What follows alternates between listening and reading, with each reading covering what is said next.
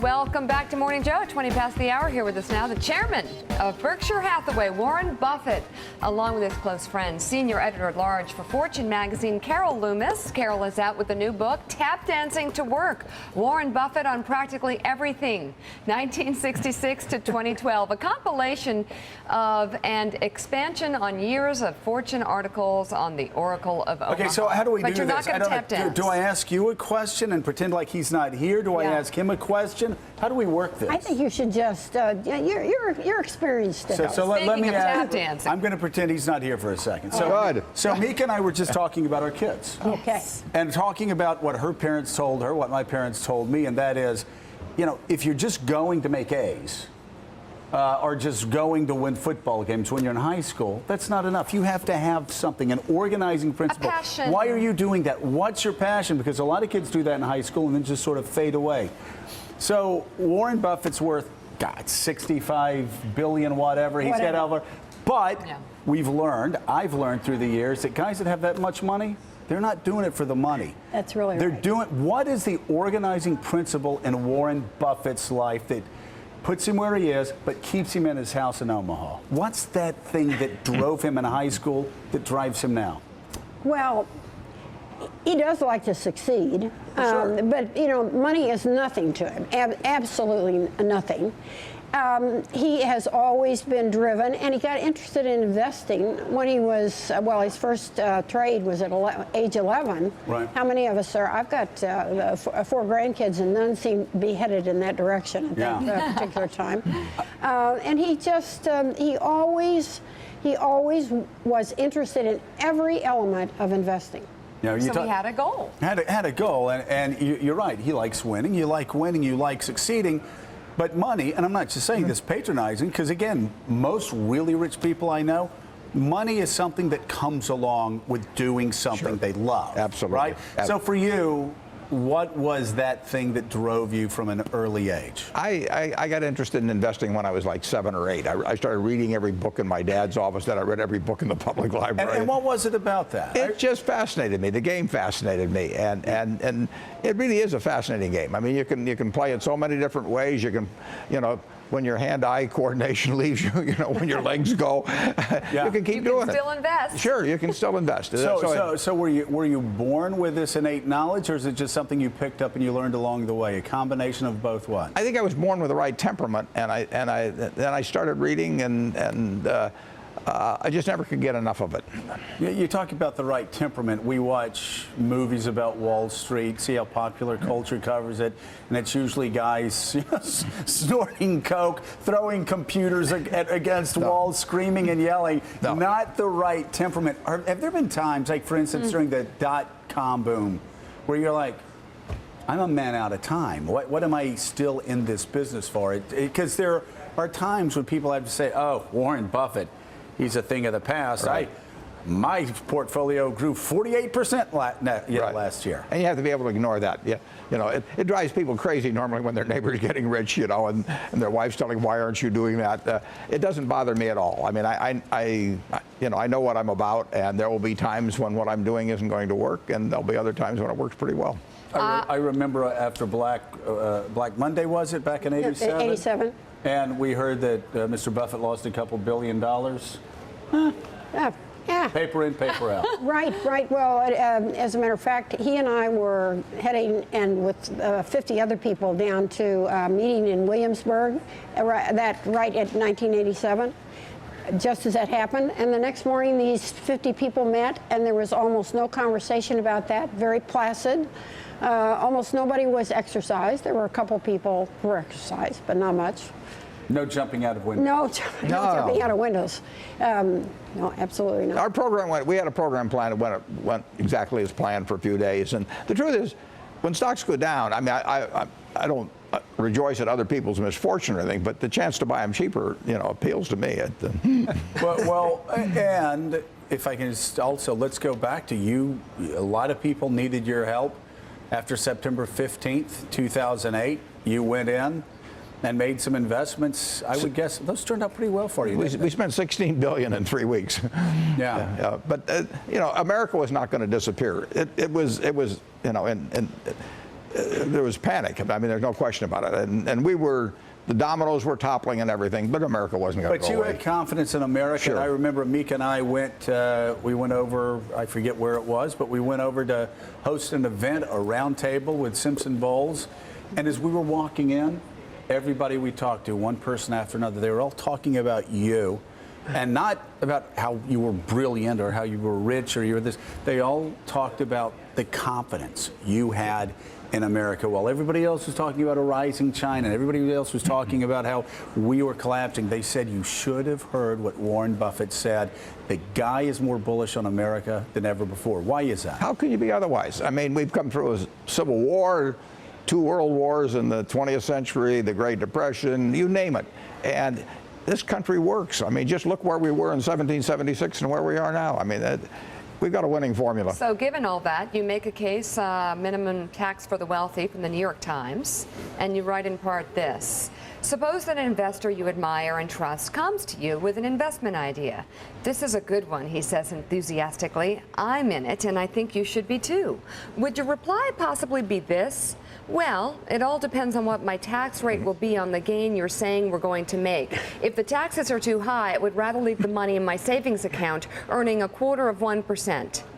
Only in Grover Norquist's imagination does such a response exist. Mika, I'm going to call you at 2 a.m. tonight, and I'm going to say, I've got the greatest stock I've ever seen. I said, I am putting every penny in. You want to come along, and you're not going to say to me, what's the tax going to be on the gain? In fact, I don't think even Grover Norquist would say that. In ambient haze, if you called me at 2 a.m., I'd say, yeah, okay, whatever you want to do with my money. Well, this is actually the same point that Steve Ratner made over the weekend with his New York Times column, which is all the guys and the women I know on Wall Street, none of them have ever become less energetic, less of workaholics because the capital gains rate was at 25% or 15%. Or 39.6%. Or 39.6%. What you got to. Hey, could I ask you about that? Because I help me understand this. We have a lot of people talking about how we need to raise more taxes. Sure. And I hear the president talking about moving the top tax rate up to 39.6%. And I'm just wondering, is that as equitable an approach when a lot of really rich guys and women look at that 39.6% right now? I'm never going to pay that. Yeah. Or would it be better to raise a capital gains tax from, say, 15 to 20 or 15 to 25%? Would that help with income disparity a bit more? Well, that's why I suggest a minimum tax, because you're absolutely right. Of the 400 highest incomes in 2009, which averaged $200 million apiece, 1/4 of the people paid at a rate under 15%. So the only way to get at that is to have a minimum tax on those people. How many of those would you bet, if you had to make a bet, paid 39.6%? None of them. None of them. They just don't, right? No, and 6 people who were in that $200 million category paid nothing at all. They were in Romney's 47%. I mean, they were the moochers, and they paid zero.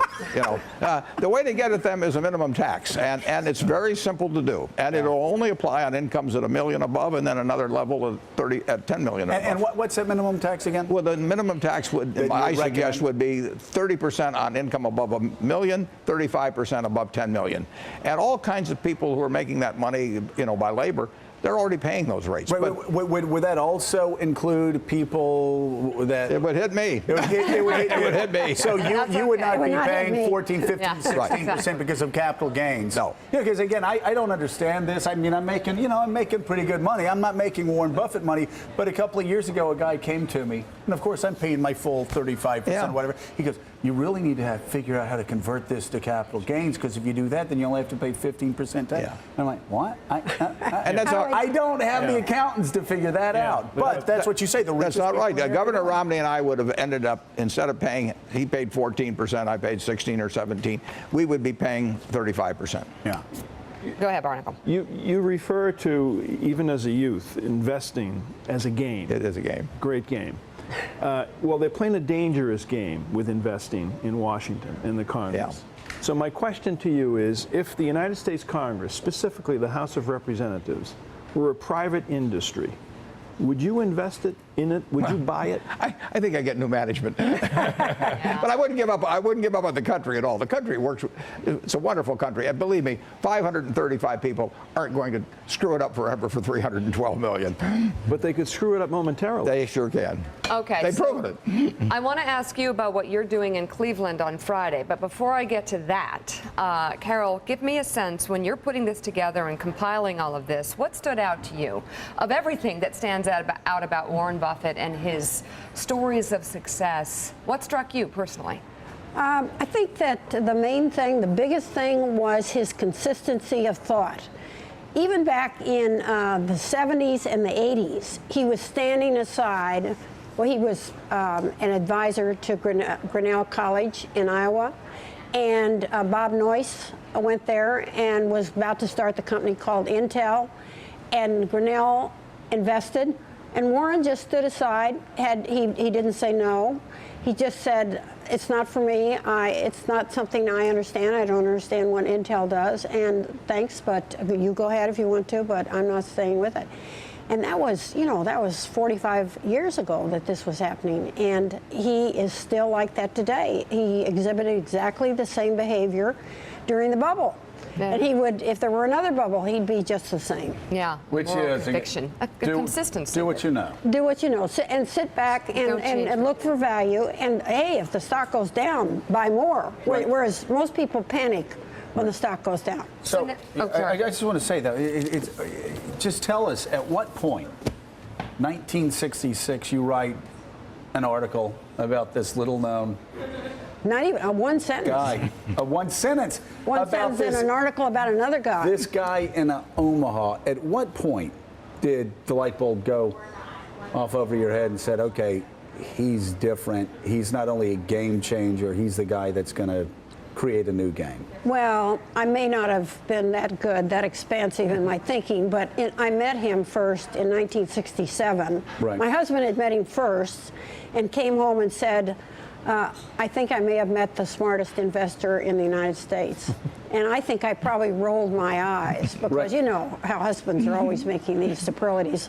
Yeah. And so, and then I met Warren and his wife shortly after, and I realized that this guy was unlike anybody I'd ever met. Now, could I see where he's gone? Could I see a 60 billion or whatever it is today? Could I see that huge rise in the stock?